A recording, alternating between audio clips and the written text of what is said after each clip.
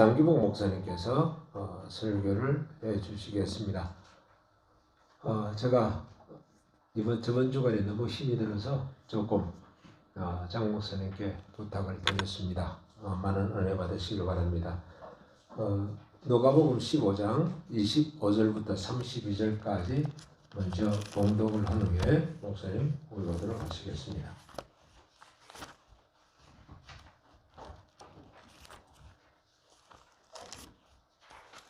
우리 하나님의 말씀입니다. 우리 다 같이 일어나서 봉독하도록 하겠습니다. 15장 25절부터 32절 마지막 절까지입니다. 마다들은 밭에 있다가 돌아와 집에 가까이 왔을 때에 풍악과 춤추는 소리를 듣고 한 종을 불러 이 무슨 일인가 물은데 대답하되 당신의 동생이 돌아왔음에 당신의 아버지가 건강한 그를 다시 맞이하게 됨으로 인하여 살진 송아지를 잡았나이다 하니 그가 노하여 들어가고자 하지 아니하거늘 아버지가 나와서 권한대 아버지께 대답하여 이르되 내가 여러 해 아버지를 섬겨 명을 어김이 없거늘 내게는 염소 새끼라도 주어 나와 내 벗으로 즐기게 하신 일이 없더니 아버지의 살림을 청년들과 함께 삼켜버린 이 아들이 돌아오매 이를 위하여 살진 송아지를 잡으셨나이다. 아버지가 이르되 예 너는 항상 나와 함께 있으니 내 것이 다 네 것이로되 이는 내 동생은 죽었다가 살아났으며 내가 잃었다가 얻었기로 우리가 즐거워하며 기뻐하는 것이 마땅하다 하니라. 제가 대학생 시절 때 그룹 성경 공부할 때 일입니다. 이제 여름 방학을 맞아서 기도 제목을 서로 이렇게 나눴는데 한 남학생이 여름 방학 동안에 좀 좋은 아르바이트를 잡아서 열심히 돈을 벌어야 다음 학기 등록할 수 있는데 좀 아르바이트를 잘 잡을 수 있게 기도해 달라고 그런 기도 부탁을 했습니다.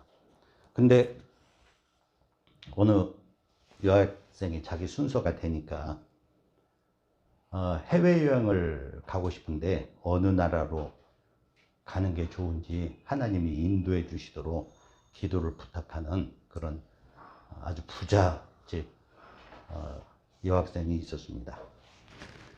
그 참 철없는 기도 부탁으로 분위기가 일순간 쌓여진 적이 있었고 조금 이 사람들 의식 속에 참 인생 불공평하다. 누구는 대학 등록금 때문에 아르바이트를 찾아야 되는데 누구는 고민이 대체 어느 나라로 여행을 가지? 이것이 고민인 그런 모습을 직면한 적이 있습니다. 여러분들은 인생이 불공평하다고 생각하십니까? 아마 대부분이 불공평하다고 생각할 것입니다.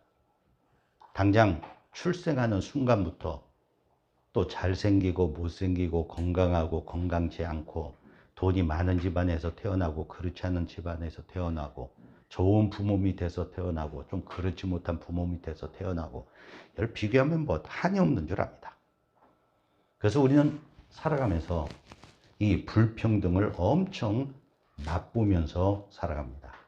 참 세상 불공평합니다. 오늘 설교 제목이 삶이 불공평한가?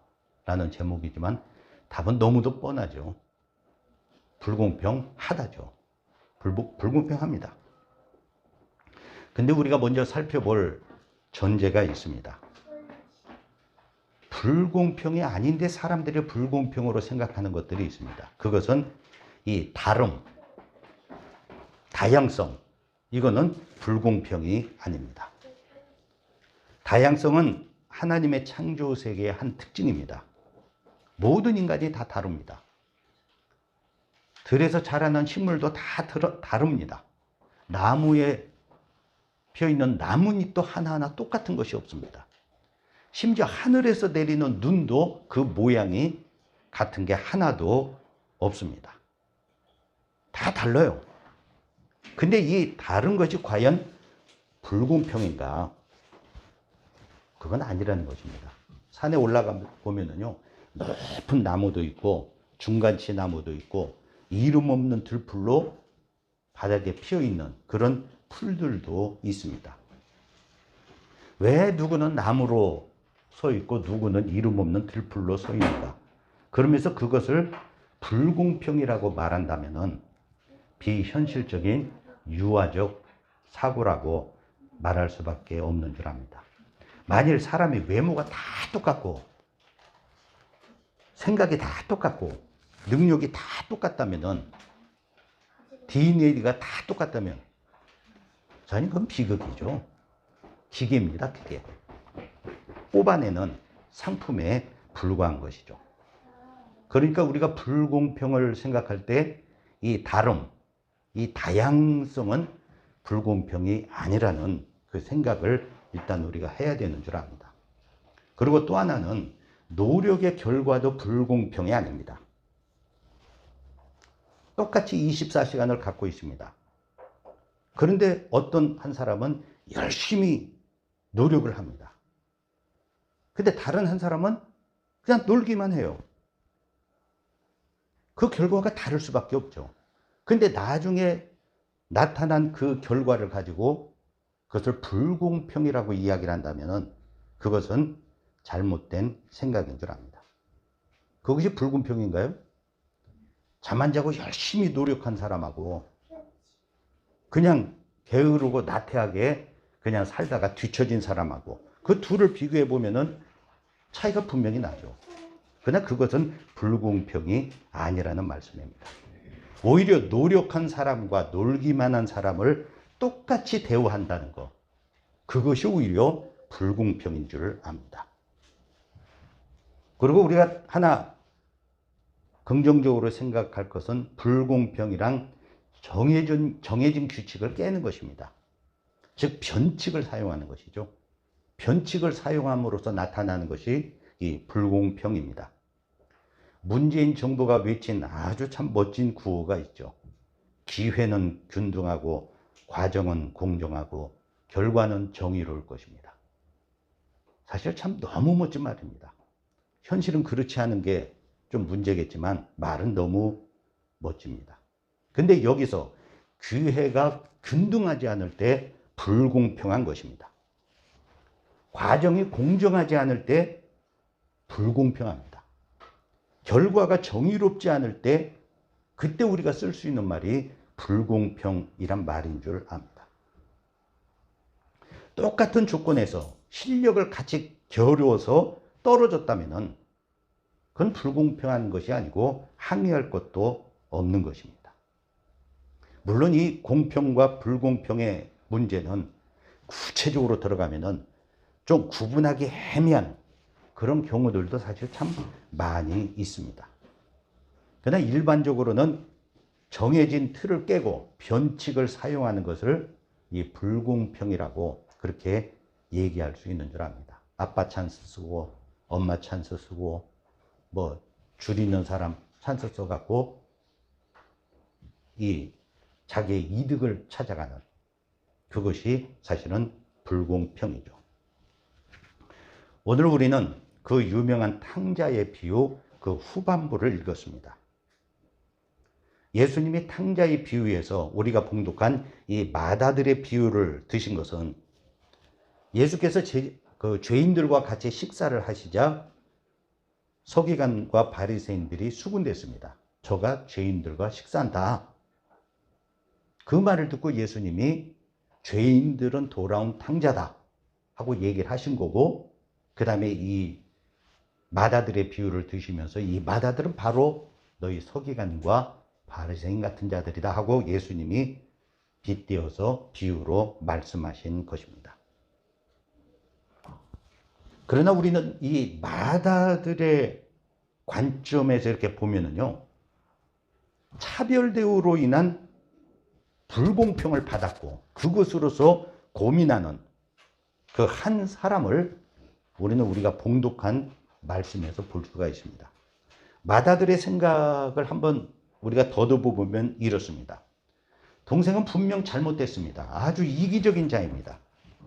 그는 아버지한테 자기 몫을 달라고 해갖고 먼 나라로 갔습니다. 그리고 거기 가서 허랑방탕하게 살았습니다. 재산을 다 낭비했습니다. 그는 아버지께 불효자였고 온 가족을 근심 속에 몰아넣은 아주 이기적인 존재입니다.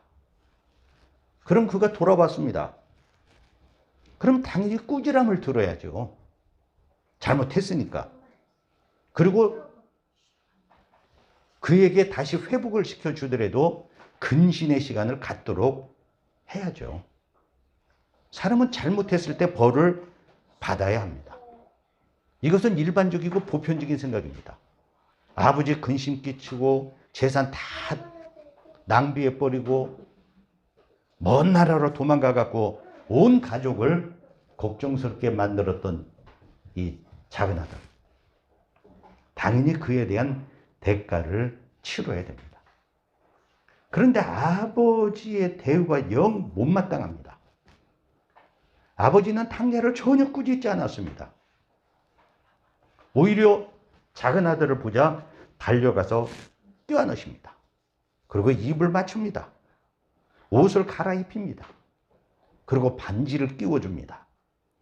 그리고 신까지 신겨줍니다. 심지어 살찐 소를 잡아갖고 작은 아들 돌아왔다고 잔치를 벌입니다. 세상에 이런 경우가 어디 있습니까?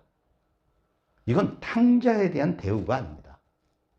혼쭐이 나야 되는 동생인데 아버지가 너무 과도하게 작은 아들에게 해주는 거예요. 반면에 이 맏아들은 어떻게 했습니까? 작은 아들이 집을 떠난 여러 해 동안 아버지를 잘 섬겼습니다. 혹시 아버지의 마음이 상심할까봐 떠나버린 아들 때문에 아버지가 힘들어할까봐 아버지의 명을 어기지도 않았습니다. 아버지를 격려하고 힘들이기 위해서 아주 잘 효도를 했습니다. 그런데 이 아버지는 자기를 위했던 염소 새끼 한 마리 잡아주신 적이 없습니다. 그런데 창녀들과 함께 아버지의 살림을 다 삼켜버린 이 동생을 위해서는 살찐 송아지를 잡습니다. 이건 뭔가 잘못된 일이죠. 불공평한 일입니다. 여러분은 이 맏아들의 입장에서 이 불공평의 상황이 이해가 되십니까? 충분히 불공평한 일입니다. 삶에는 이런 불공평이 참 많습니다. 병원에 가는데 순서를 기다려야 되는데 명의한테 진료를 받아야 되는데 시간이 2달, 3달 기다려야 돼요. 근데 줄을 이용해서 먼저 진료받는 사람들이 있습니다. 불공평한 것이죠. 받는 사람은 좋지만 그러나 불공평한 것입니다. 똑같이 입학시험을 봤는데 부모 찬스, 아빠 찬스 써갖고 더 유익한 점수를 얻어서 합격을 한다면 아주 불공평한 것입니다. 사실 우리 삶에는 이런 불공평이 널려 있습니다. 지긋지긋할 정도로 사회 불공평이 참 많습니다.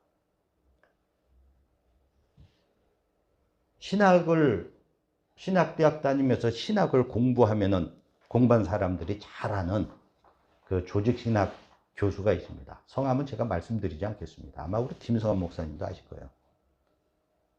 제가 뜻한 바가 있어서 이제 신학대학을 들어갔는데요. 대학 1학년 때 쭉 서서 뭘 서류를 내려고 쭉 서 있는데 어느 여학생 둘이요. 쭈루루 창구로 가더니 뭐라고 해요. 그러더니 안으로 들어가요. 그리고 그 교수가 이 서류를 먼저 받아줘요. 그리고 두 여학생은 나오면서 어깨에다 힘주면서 너희들은 줄 서 있지만 나는 백이 있어서 이렇게 빨리 내고 간다. 라는 그런 모습으로 지나가는 걸 봤습니다. 제가 지금까지도 그 교수님하고는 친하지 않습니다. 많은 사람들은 인격자라고 인정하시는 분이신데 아주 불공평한 일을 너무 대수롭지 않게 생각하는 그런 분이십니다. 불공평한 상황을 겪을 때 여러분들은 어떤 반응이 나타납니까? 이 본문에 보면은 마다들의 두 반응이 나타납니다. 하나는 저가 노하여 28절에요. 화가 나죠. 불평등한 차별 대우를 받으면은 그때 어떤 감정이 솟아오릅니까? 기분 나쁘고 화가 납니다. 아주 기분 언짢죠. 거기에 분노가 끌어오릅니다. 차별 대우로 인한 이 불공평은 우리를 화나게 합니다. 그리고 또 하나의 반응은 28절에 들어가기를 즐겨 아니하거늘 하고 얘기를 합니다. 불공평의 분노는 거부감으로 이어집니다. 싫은 거예요. 거부감이 사람의 마음을 사로잡으면 그때 세상과 사람들이 싫어집니다. 흔히 하는 말처럼 1등만 기억하는 더러운 세상, 그 더러운 세상이 되어버립니다. 그래서 이 불평등으로 인한 누구는 좋은 차 타고 좋은 집에서 저러고 다니는데 나는 진짜 하루 먹기 살기 힘들고 이런 것으로 분노가 솟아오르면 묻지마 범죄로 이어지기도 합니다. 저는 어떤 사람은요, 아파트에 외제차만 골라서 막 찍어버린 사람이 있었습니다. 열받는 거예요. 나는 이렇게 고생하고 어렵고 힘들게 사는데 누구는 이렇게 좋은 차 타면서 산다고. 이 거부감이 마음속에 내재됩니다. 그런데 그런 거부감이 지속되면 나중에는 교회도 거부하고 하나님도 거부하는 그런 자리에 빠져버립니다. 하나님 세상이 왜 이래요? 하나님이 살아계시면 왜 이 모양이에요? 왜 하나님이 살아계시면 나를 왜 이런 식으로 놔주세요? 라는 그런 신앙의 거부감까지 생겨난다는 말씀입니다. 불공평의 감정이 정당할지는 모르겠지만 그것을 잘못 다루면 그 감정이 우리 자신을 망치고 주변을 망치는 그런 자리로 우리를 이끌어 갑니다. 자, 마다들이 이 불공평한 차별로 인해서 화를 냈고 거부를 하는 그런 반응을 보였습니다. 근데 예수님께서 이 탕자의 비유 다음에 마다들의 비유를 드신 것은 이 마다들의 불공평한 의식을 옹호하기 위해서 그런 것이 아닌 줄 압니다. 오히려 정당한 듯이 보이는 그의 반응 뒤에 숨겨진 그 잘못을 우리들에게 가르쳐 주시면서 불공평하다는 생각이 들 때, 그리고 그런 것이 우리 주변에 널려있는 이 현 세대에서 그리스도인들은 어떤 자세를 갖고 살아야 되는지 그것을 보여주기 위해서 이 마다들의 잘못을 본문에 기록해 놓고 있는 줄 압니다. 마다들의 잘못이 단적으로 세 가지가 나타납니다. 하나는 자기만 생각하는 이기주의적 사고입니다. 이 큰아들은 자기 입장, 자기 관점에서만 보았습니다. 29절 한 구절에 자기 중심적인 단어가 4번이나 등장합니다. 내가, 내게는, 나, 내 벗. 다른 사람은 전혀 생각하지 않습니다. 사람이 이 불공평의 감정에 빠지면은요, 자기 연민에 빠져버립니다. 같이 취직했는데요, 뚜렷한 의식 없이, 뚜렷한 이유 없이 다른 사람에게 연봉을 더 주면 이건 차별대우라는 인식을 받죠. 그러면 불공평하다는 생각을 갖습니다. 그러나 거꾸로요, 내가 연봉을 더 받으면 똑같이 입사했는데 딴 사람보다 나한테 연봉을 더 줘요. 뚜렷한 이유 없이. 우리는 그럴 때는 스스로를 정당하고 합리화시킵니다. 역시 이기적인 것이죠. 만약 건강한 불공평에 대한 항의라면 불공평하게 나를 더 잘해줄 때, 내게 더 줄 때 그것을 거부하고 그것에 대해서 항의할 줄 알아야 사실은 올바른 사고고 생각인 줄 압니다. 나에게 오는 것은 좋아요. 이게 불공평이든 뭐든 다 좋아요. 그러나 남이 그러는 거 싫습니다. 내가 아파갖고 아는 사람 통해서 먼저 진료받는 건 너무 좋은 일입니다. 근데 내가 힘 없고 백 없어서 빨리 진료를 받아야 되는데 몇 달을 기다린다 그러면, 근데 딴 사람은 백을 이용해서 들어가요. 아주 기분 나쁘죠.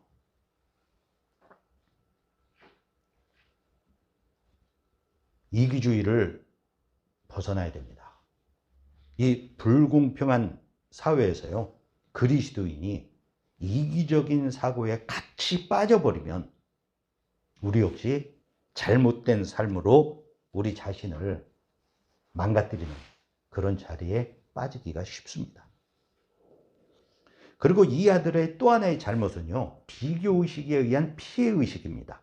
29절 30절에 보면은 맏아들 자신은 열심히 일했습니다.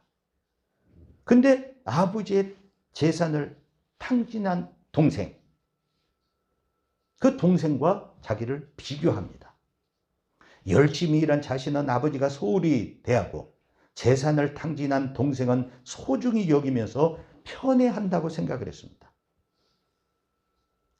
하지만 아버지는 동생을 편애한 것이 아닙니다. 31절에 보면은 큰아들에게 얘기합니다. 예, 너는 항상 나와 함께 있으니 내 것이 다 내 것이로 돼. 아버지는 편애하지 않았습니다. 그런데 편애한다는 비교의식이 이 형에게 있는 것입니다. 그는 동생과 비교하면서 자신이 차별받고 있다는 불평등의식에 사로잡힌 것입니다. 우리가 세상 살아가면서요, 이 불평등한 상황, 어떤 차별을 받는다라고 생각이 들 때면은 주의해야 될 것이 있습니다. 그 불평등을 외적인 것으로만 봐서는 안 된다는 것입니다. 외적으로는 불평등 같지만 내용적으로는 아닐 수 있고, 외형적으로는 교묘하게 평등한 것 같은데 내용적으로는 불평등한 그런 경우들이 우리 사회에는 참 많이 있습니다. 마태복음 25장에 보면 5달란트의 비유가 나타납니다. 주인이 한 사람에게는 5달란트, 한 사람에게는 2달란트, 한 사람에게는 1달란트를 줍니다. 차별 아닌가요? 왜 누구는 5를 주고 누구는 2를 주고 누구는 2를 줍니까? 차별입니다. 그러나 조금 깊이 들어가서 보면은요, 5달란트의 능력이 있는 자에게 1달란트만 주는 것은 능력의 낭비입니다. 그리고 1달란트 능력밖에 없는 자에게 5달란트를 주는 것은 무거운 짐입니다. 능력이 다른데 똑같이 주는 것 자체가 불공평한 그런 경우들도 있다는 말씀입니다. 우리가 차별받는다고 느낄 때 생각해야 될 줄 압니다. 내가 이기적 사고에 사로잡히는 것은 아닌지, 내가 지금 비교의식에 빠져 있는 것은 아닌지. 우리 신앙인들이 신앙의 자존심으로 하나님 앞에서 항상 생각할 것은 나는 나의 길을 가고 나의 삶을 산다 하는 생각입니다. 남과 비교할 거 없습니다. 돈 많고 잘 사는 사람은 그렇게 사는 거고, 나보다 또 못한 사람은 또 그렇게 사는 거고, 나랑 상관이 있나요, 없나요? 별로 사실 상관없습니다. 중요한 건 내가 어떻게 살고 있느냐. 마이 웨이가 중요합니다. 제가 처음 신학교를 들어갔을 때요, 서울 상대를 나오고 큰 기업에서 월급을 많이 받던 분이 그 신학교에 들어와서 전도사 월급을 받으니까 이거 뭐 잽이 안 되죠. 좀 그 형이랑 좀 가까웠었는데요. 저에게 좀 열등의식이 있었습니다. 그 당시 제가 서대문에 살면서 총신대까지 갈 때는요, 그 버스를 타고 가는데 그 동네가 서울대, 숭전대, 총신대 세 대학이 있었습니다. 근데 처음 못 모르고 이제 신학교 1학년 입학해갖고 갈 때는요, 그 당시는 이 학교 마크를 다 탔어요. 저도 이제 총신대 마크를 타고 탔는데, 앞을 봐도 서울대 배지, 뒤를 봐도 서울대 배지, 버스 꽉 찼는데 다 서울대 배지예요. 기가 죽더라고요. 그 나중에 다니면서 보니까 그 버스를 안 타요, 사람들이. 왜냐면 자존심 상하니까. 그래서 숭전대로 이렇게 돌아가는 다른 버스 노선이 있더라고요. 조금 한두 정거장 더 늦게 가긴 하는데, 그래서 그 버스들을 타더라고요. 그래서 제가 그 고민을 서울상대에 나온 선배한테 얘기를 했더니요, 그분이 그런 얘기를 하더라고요. 저한테. 야, 기보가, 뭐 그까짓 거 갖고 그렇게 마음에 기가 죽느냐? 야, 죽을 때 보자고 그래. 지네가 잘 살았나? 내가 잘 살았나? 그리고 관뚜껑이 덮일 때 보자 그래.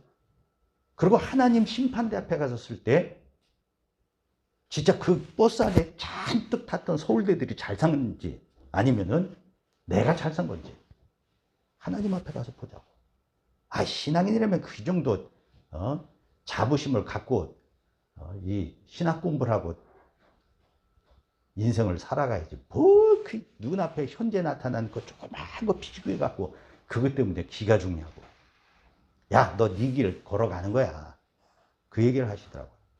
그래서 그때 제가 그때부터 사실은 어떤 남과 비교하는 그런 비교의식에서 좀 벗어날 수가 있었습니다. 다른 가정, 다른 사람, 뭐 각자 사는 거죠. 중요한 거는 나는 나의 길을 걸어가는 겁니다. 그리고 내가 관뚜껑이 덮일 때, 하나님 앞에 설 때, 내 평가가 어땠느냐. 사실은 그것이 중요한 줄 압니다. 이 마다들의 또 하나의 잘못은요, 마음은 못 보고 물질만 보는 시각입니다. 30절에 보면은 아버지의 살림을 창녀들과 함께 삼켜버린 이 아들이라고 얘기를 합니다. 물질만 집중합니다. 동생이 아버지의 살림을 다 탕진한 것에만 초점을 맞춥니다. 그는 전혀 마음을 읽지를 못했습니다. 아들을 잃어버렸던 아버지의 마음, 그리고 그 아들이 돌아왔을 때의 그 기쁨, 그는 아버지의 마음을 전혀 생각도 못했어요. 물질만 바라보는 거예요. 또한 비참함, 창피함, 실패감, 이것을 무릅쓰고 자존심 다 내려놓고 돼지 취업 열매만 먹다가, 그래도 내 아버지 집에 가면은 펌꾼도 먹을 것이 있는데 나는 이 먼 나라에서 이 돼지가 먹는 음식을 먹으면서 이러고 살고 있구나. 그래서 자존심 다 버리고 먹고 살기 위해서 아버지께로 돌아올 수밖에 없었던 동생의 그 처절한 마음, 그 비참한 마음, 그것을 형은 전혀 읽을 줄 몰랐습니다. 형도 이미 자기 몫을 받았습니다. 12절에 보면은 그 살림을 각각 나눠 주었더니 하고 얘기를 합니다. 자기 몫 받았어요. 그러니까 손해날 것이 없습니다. 그런데도 물질주의적인 사고에 빠지니까 다른 사람의 마음을 읽을 수가 없었습니다. 특별히 그는 동생에 대해서 창기와 함께 아버지의 재산을 다 먹어버린 이 아들이라고 얘기를 합니다. 이 아들.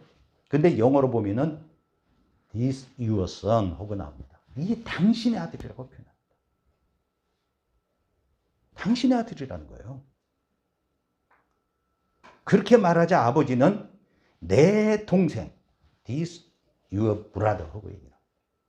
내 동생이라고 얘기해요. 물질보다 중요한 것이 관계입니다. 가족이다, 친구다, 형제다, 같은 교인이다. 사실은 중요하죠.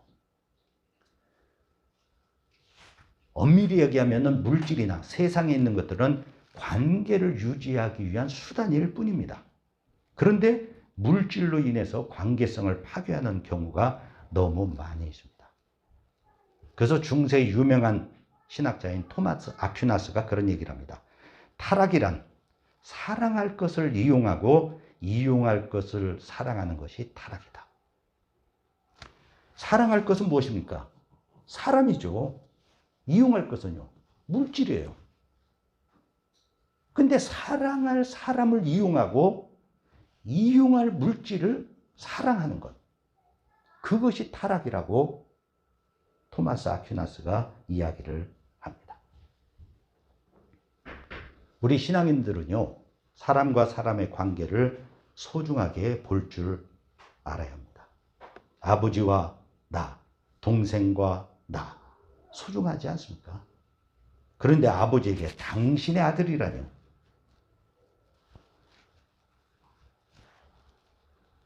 물질에 집착해버리면요, 사람을 잃습니다. 물질은 잃어도 사람은 잃지 말라는 것이 그래서 진리라고 생각됩니다. 그러나 지금이 불행한 시대인 것은 이 형처럼 사람은 잃어도 물질은 잃지 않으려고 하는 이 타락한 시대라는 사실입니다. 그가 만약 이 물질적 관점에서 벗어났다, 아버지의 마음과 동생의 마음을 읽을 수 있었다면 그는 즐거움으로 아버지가 베푼 잔치에 같이 참여할 수 있었을 것입니다. 그러나 그는 거절을 했습니다. 오늘 말씀 맨 끝에 마땅하다는 말이 나타납니다. 마땅하다는 말로 끝나죠. 그것은 당연하다는 의미입니다. 예수님은 아버지의 생각이 옳다고 선언하시는 것입니다. 잘못한 동생은 제자리로 돌아왔는데 잘해왔던 형은 지금 집 밖에서 서성이고 있습니다. 동생이 집 나간 탕자라면 형은 집안의 탕자입니다. 그동안 잘해왔는데 불공평의 인식을 잘못 다뤄갖고 그 자신을 집 밖으로 몰아내고 있는 이 큰아들을 볼 수가 있습니다. 이 비유에서 아버지의 말에 대한 맏아들의 반응은 나타나 있질 않습니다. 아마도 주님은 그 답을 우리에게 넘기신 것 같습니다. 여러분도 이 맏아들처럼 인생의 삶이 참 불공평하다고 느끼십니까? 사실은 불공평합니다. 솔직히 공평하지 않습니다. 아마도 이 세상의 불공평 문제는 주님이 오셔서 세상을 심판하시는 그 순간까지 사라지지 않을 것입니다. 최근에 부인과 이혼을 하게 돼서 세계적인 주목을 받고 있는 사람이 있죠. 빌 게이츠입니다. 마이크로소프트사의 그 창시자인데요. 그가 이런 얘기를 했습니다. 인생이란 결코 공평하지 않다. 이 사실에 익숙해져라. 인생이란 결코 공평하지 않다. 이 사실에 익숙해져라. 그렇다고 불공평을 해소하고 공평한 사회를 만드는 일을 하지 말라는 말은 아닐 것입니다. 불공평에 너무 집착해서 어차피 세상은 불공평한데 그것에 너무 집착해갖고 자신을 망치고 인간관계를 망치고 그야말로 사회에서 묻지마 범죄를 일으키는 그런 자리로 빠지는 그런 잘못을 저지르지 말라는 의미일 것입니다. 불공평, 그냥 익숙해져라는 말씀입니다. 우리 삶에는 공평할 때도 있고 불공평할 때도 있습니다. 중요한 것은 그런 일이 내게 닥칠 때 내가 그것에 대해서 어떻게 리스폰스 하느냐, 좀 어떻게 반응하느냐. 그것이 중요한 일인 줄 압니다.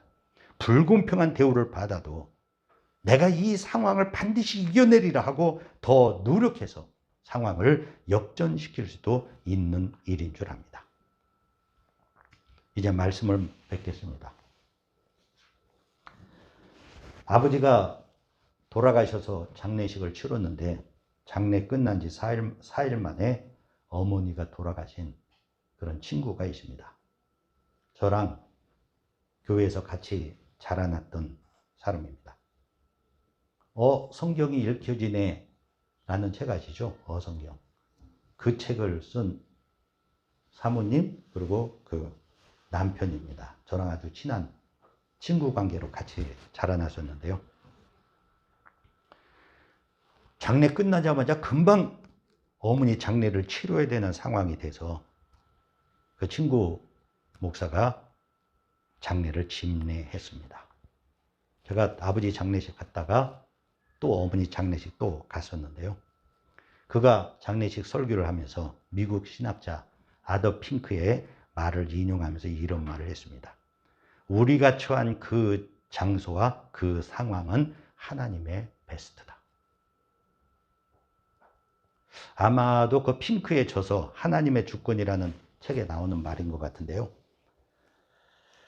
아버지가 죽고 장례 끝나자마자 사흘 만에 어머니가 돌아가시는 그 황당한 상황에 대해서 그럼에도 그 친구 목사는 그 상황을 하나님의 베스트로 받아들이고 있는 것이었습니다. 그 말이 항상 제 마음 가운데 남아 있습니다. 우리가 처한 그 장소와 그 환경은 하나님의 베스트다. 세상에 불공평하고 나는 힘들고 고통스럽고 왜 이렇게 안 풀리나 하는 이런 생각이 우리들에게 있을 수 있겠지만 우리는 세상의 불공평의 감정보다 하나님의 베스트를 믿어야 되는 줄 압니다. 그래서 우리는 내게 주어진 현실에서 일단 하나님을 믿고 열심히 기도하십시오. 기도할 수 있는데 왜 걱정하십니까? 기도할 수 있는데 왜 염려합니까? 우리에게 기도라는 무기가 있잖아요. 기도하십시오. 그리고 삶에서 자족하고 감사하면서 열심히 사십시오. 내 주어진 환경, 주어진 상황에서 내가 할 수 있는 최선을 다하면서 열심히 살아가십시오. 그러면 때가 차면 하나님의 모든 것을 협력해서 선을 이루시는 그런 날이 우리에게 있을 것입니다. 같이 기도하시겠습니다.